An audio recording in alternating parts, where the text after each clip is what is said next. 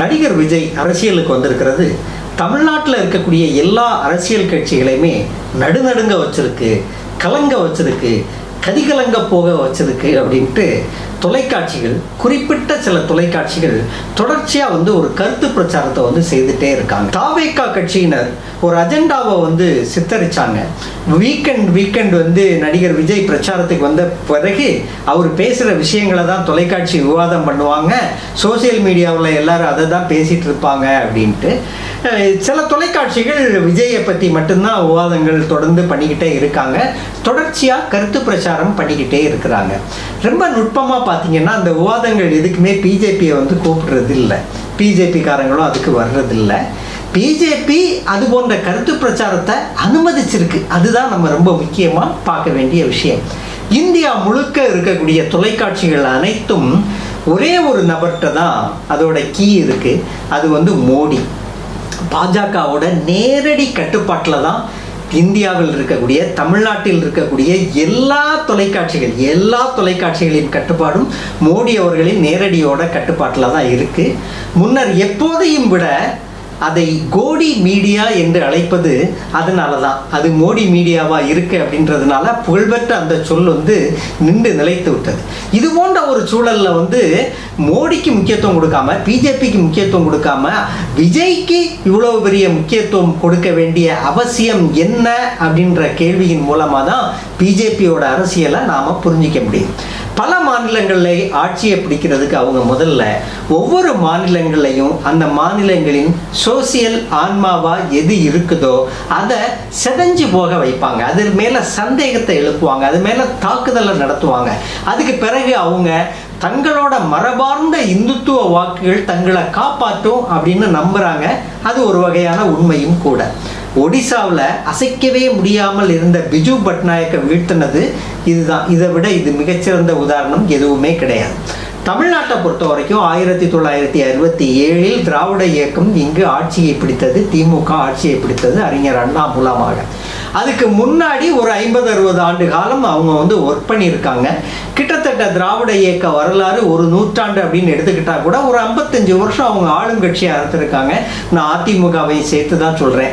அதிமுக திராவிட கட்சியோ இல்லையோ, ஆனால் திராவிட சித்தாந்தத்தை தழுவி அது ஆட்சி செய்ய வேண்டிய நெருக்கடியை திராவிடர் கழகம், பெரியாரோட ஐடியாலஜி உருவாக்கிச்சு அப்படின்னு நாம புரிஞ்சிக்கலாம். உதாரணத்துக்கு எம்ஜிஆர் கிரிமி லேயரை எல்லாம் இடஒதுக்கீட்டில் கொண்டு வந்தார், அப்புறம் தோத்து போயிட்டாரு, மறுபடியும் அவர் அதை வாபஸ் வாங்கிட்டு வந்தார்.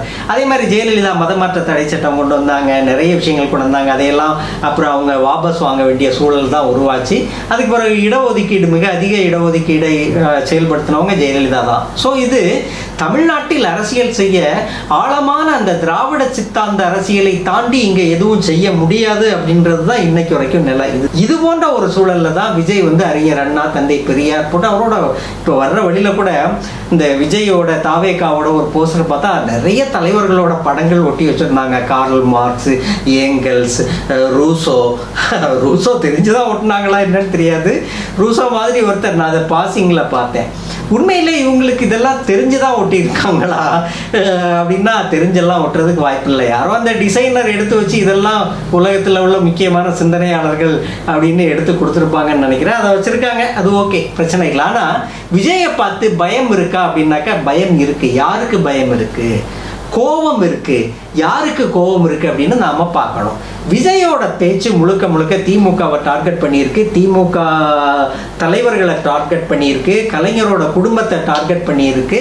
மறுபடி அவர் ஒரு தொடர்ச்சியான ஒரு பொய்யை சொல்லிக்கிட்டே இருக்காரு. ஆனால் ஊழலுக்காக தண்டிக்கப்பட்ட ஜெயலலிதாவை பற்றி அவர் வாயே திறக்கிறது இல்லை. ஊழலுக்காக துரத்தப்பட்ட சசிகலாவை பற்றி வாயே திறக்கிறது இல்லை. ஒரு வெள்ளைக்கார எஸ்டேட் அதிபரை மிரட்டி ஒரு எஸ்டேட்டை விலைக்கு வாங்கி கொண்ட சசிகலா பற்றி அவர் வாயே திறக்கிறது இல்லை. கங்கையமரன் போன்ற இசையமைப்பாளர்களிடம் அடித்து வீட்டை புடுங்கி கொண்டவர்கள் பற்றி அவர் பேசுறது இல்லை. தமிழ்நாடு முழுக்க நிலங்களை ஆட்டைய போட்ட ஒரு கும்பல் பற்றி அவர் பேசுறது இல்லை. அதிமுக பற்றி பேசுறது இல்லை. குறிப்பா 10 ஆண்டுகள் பணத்துல குளிச்ச எடப்பாடி பழனிசாமி பற்றி பேசுறது இல்லை. இது ஒண்ணு. இது நான் சொன்னது ஊழலுக்கான ஒரு லிஸ்ட். மதவாதம் அடுத்தது வரை பிஜேபி பற்றி விஜய் குறிப்பாக பேசுகிறதே கிடையாது. சும்மா அப்பப்போ தன் மீது ஒரு முத்திரை வந்து விடுமோ அப்படின்னு பாசிச பாஜகன்னு அங்கங்கே காமெடியாக சொல்கிறார். அதெல்லாம் இல்லை. அழுத்தமாக இன்றைக்கு இந்துத்துவத்தை பாஜகவை பாசிச பாஜக எதிர்ப்பில் முன்னணியில் நிற்கக்கூடிய ஒரு நபர் வந்து மு.க. ஸ்டாலின். முதலமைச்சர் முத்துவேல் கருணாநிதி ஸ்டாலின் அவர்கள் தான் இன்னைக்கு இந்தியாவிலே பாசிச பாஜகவை எதிர்ப்பதற்கான மாடலாக ஒரு முகமாக ஒற்றை முகமாக இருக்கிறார்.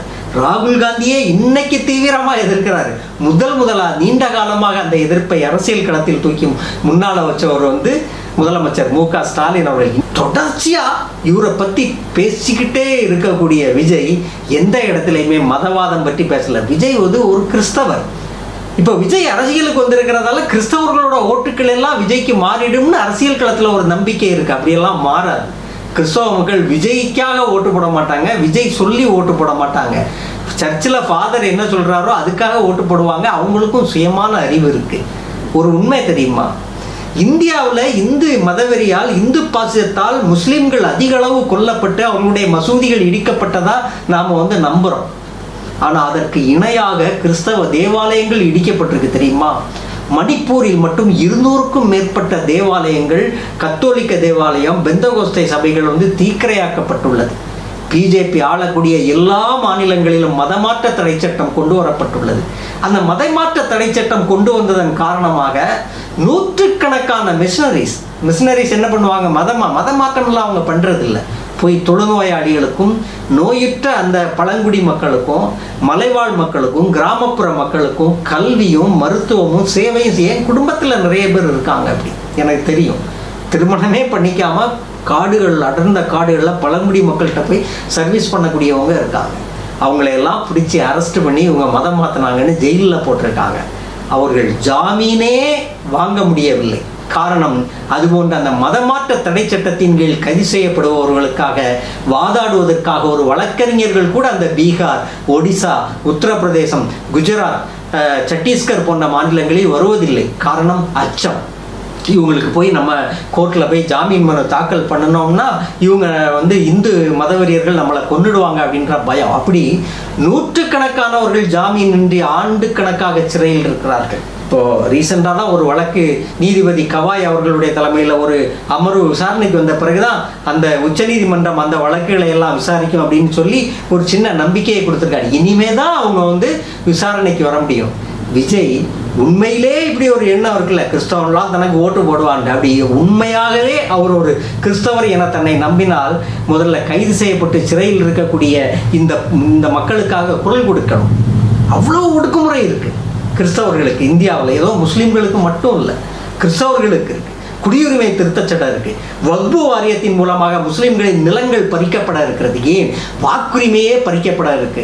இது போன்ற ஒரு சூழல்ல இதை பத்தி எல்லாம் பேசாம எப்ப பார்த்தாலும் திமுகவையே திட்டிட்டு இருக்கீங்க. ஒண்ணு. ரெண்டாவது, திமுக இந்த மண்ணில் என்ன செய்தது? அறிஞர் அண்ணா என்ன செய்தார்? அறிஞர் அண்ணா இந்த திராவிட நாடு, தமிழ்நாடு ஏன் முக்கியம், திராவிட நாடு கோரிக்கை அவர் கைவிட்டுட்டாரு, தமிழ்நாடு ஏன் முக்கியம் அப்படின்னு பேசினார்.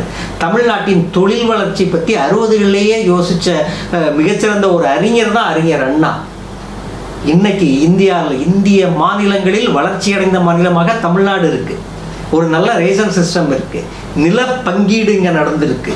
பொருளாதார ரீதியாக தனிநபர் வருமானத்தில் நம்ம வளர்ச்சி அடைஞ்சிருக்கோம். பெண் கல்வியில், உயர்கல்வியில் முன்னேறி இருக்கோம். கல்வியில் தேர்ச்சி விழுக்காடு வந்து இந்திய மாநிலங்களிலேயே தேர்ச்சி அதிகம் உள்ளது இங்கே தான்.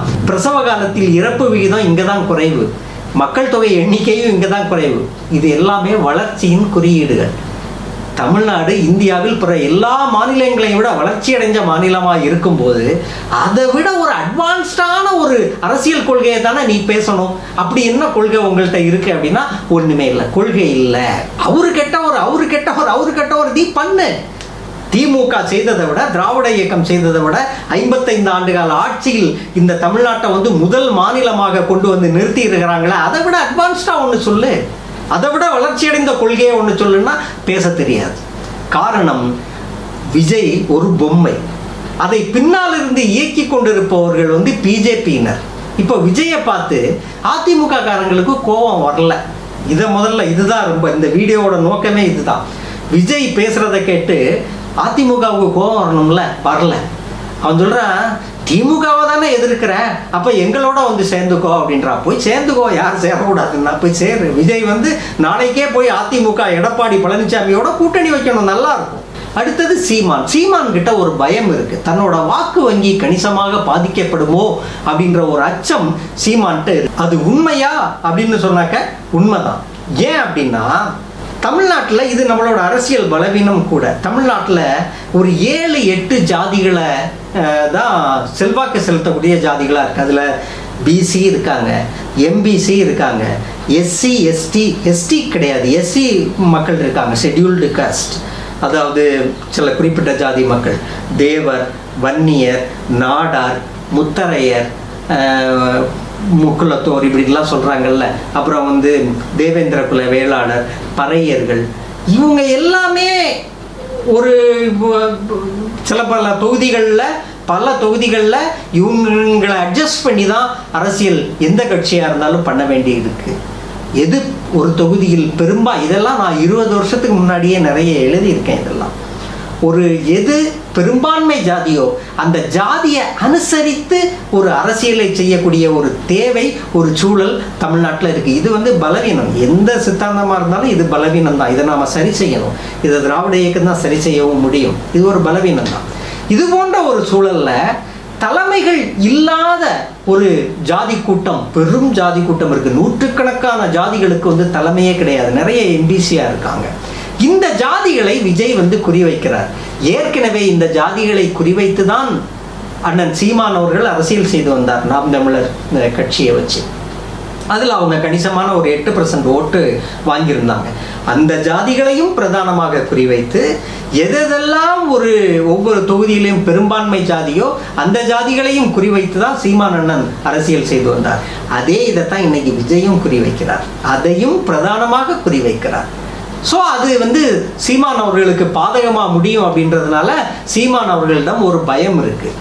அதிமுகவுக்கு விஜயை பார்த்து கோபம் இல்லை, ஒரு பயம் இருக்கு, தங்களுக்கு கூட அழைக்கிறாங்க. சீமான் அவர்களுக்கு விஜயை பார்த்து ஒரு பயம் இருக்கு. திமுகவுக்கோ திராவிட இயக்க ஆதரவாளருக்கோ விஜயை பார்த்து பயம் இல்லை, ஒரு வருத்தமும் கோபமும் இருக்கு. ஏன் அப்படின்னா அவர் இந்த மண்ணின் ஆத்ம பலம் எதுவோ அதை சிதைக்க நினைக்கிறார். அதில் அடிக்கிறதுனால தான் அந்த கோபம் வருது. அது ரொம்ப முக்கியம். விஜய ஒரு எம்ஜிஆர் மாதிரி கொண்டு வராங்க. எம்ஜிஆர் அந்த காலகட்டத்தில் கொண்டு வந்தது இந்திரா காந்தி. அவரும் இதே மாதிரி ஒரு அமலாக்கத்துறையை பயன்படுத்தி தான் எம்ஜிஆரை மிரட்டி கணக்கு கேட்க வச்சு நீ தனியாக ஒரு கட்சி ஆரம்பிங்க அப்படின்னு சொல்லி மிகப்பெரிய சீரழிவை நோக்கி தமிழ்நாட்டுக்கு போனதுக்கு காரணமாக இருந்தது எம்ஜிஆர். அவரும் இந்திரா காந்திக்காகத்தான் வந்து கட்சி ஆரம்பித்தாரே தவிர அவருக்கு ஒன்று. அதனால தான் இன்னைக்கு அதிமுக சித்தாந்த பலம் இல்லாமல் வீழ்ந்து கிடக்குது. அதே போல் அதுக்கு பிறகு விஜயகாந்த் வந்தார், ஜெயலலிதாவுடைய போய் கூட்டணி வச்சார். அவரோட கட்சி அவர் ஏதோ சொல்கிறாங்க அவர் இறந்ததால் அந்த கட்சி வீக் ஆகிடுச்சு. அவர் வாழும்போதே அந்த கட்சி தோல்வி அடைஞ்சிருச்சு. அவர் வாழ்ந்த போதே எல்லா இடத்துலையும் டெபாசிட் இழந்தது.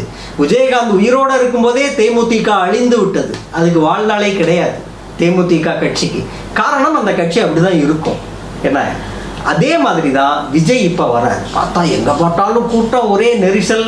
சித்தாந்த பலம்னு ஏதாவது விஜய்கிட்ட இருக்குதா அப்படின்னா ஒன்றுமே கிடையாது. எப்படி எம்ஜிஆர் இந்திரா காந்தியால் உருவாக்கப்பட்டாரோ அதே போல் இன்னைக்கு விஜய் பாஜகவால் உருவாக்கப்படுகிறார், மோடியால் உருவாக்கப்படுகிறார், மோடியின் அமலாக்கத்துறையால் உருவாக்கப்படுகிறார், மோடியின் வருமான வரித்துறையால் உருவாக்கப்படுகிறார். இதுதான் இன்னைக்கு விஜய். ஸோ இவருமே அரசியலில் வந்து தாக்கு பிடிச்சி நிற்பார் அப்படின்றதுக்கு ஒரு இதுவுமே கிடையாது. நிறைய கேள்வி கேட்குறாரு. திடீர்னு ஈழத்தமிழர்கள் பற்றி பேசுகிறாரு, மீனவர்கள் பற்றி பேசுகிறாரு. திருப்பி ஒன்று கேட்குறேன். ஈழத்தமிழர் படுகொலை நடந்தப்போ 2009 ஈழத்தமிழர் படுகொலை நடந்தப்போ நீங்கள் பால் சூப்பிட்டு இருந்தீங்களா? என்ன வாயில் பால் சூப்பிட்டு இருந்தீங்களா? சினிமா தானே நடிச்சிட்டு இருந்தீங்க. ஒரு படத்தை நிறுத்திட்டு வந்து போராடி இருக்க வேண்டியது தானே.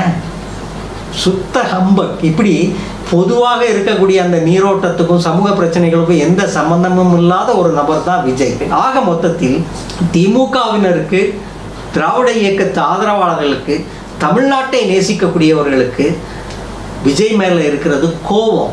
ஏன்னா இவர் ஆளுநர் சொன்ன தமிழகம்ங்கிற வார்த்தையை ஏற்று அதை தன்னோட கட்சியோட டைட்டிலாக வச்சிருக்கிறாரு, தலைப்பாக வச்சிருக்கிறாரு, தமிழக வெற்றி கழகம். ஏன் தமிழ்நாடு வெற்றி கழகம்னு வச்சா என்ன? விஜய் என்பவர் ஒரு பிஜேபியுடைய மோடியுடைய ஒரு முகமாக தமிழ்நாட்டில் வந்து இருக்கிறார் அப்படின்றது தான் உண்மையான விஷயம். என்னோட அருள்ஸ் வியூ சேனலை சப்ஸ்கிரைப் பண்ணுங்க. வணக்கம்.